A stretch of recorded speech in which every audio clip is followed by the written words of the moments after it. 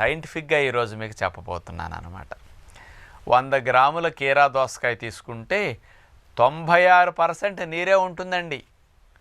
అంతా నీటి శాతమే. అందుకని శక్తి ఎక్కువ ఉండదు.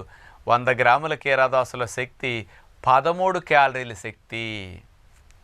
అంటే కేజీ కీరా దోసకాయలు కనుక మనం తిన్నామంటే 130 క్యాలరీల శక్తి మాత్రమే వస్తుంది. మరి 130 క్యాలరీలు అంటే మీ ఇంట్లో వేసుకునే పెద్ద ఇడ్లీ ఉంటుంది చూసారా, లేకపోతే పెద్ద హోటల్స్కి వెళ్ళినప్పుడు ప్లేట్కి 2 ఇడ్లీలు ఇస్తారు చూసారా, ఆ సైజు ఇడ్లీ 130 క్యాలరీలు ఉంటుంది సుమారుగా.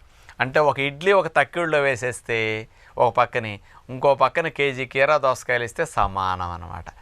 ఒక వడ తీసుకుంటే 130 క్యాలరీలు ఉంటుంది. ఒక వడ ఈజ్వల్ కేజీ కీరా దోసకాయలు. ఎంత తేడానో చూడండి. అంత తక్కువ క్యాలరీలు. కడుపు నిండుతుంది, క్యాలరీస్ రావు. అందుకని బరువు తగ్గాల్సిన వారికి, కొవ్వు కరగాల్సిన వారికి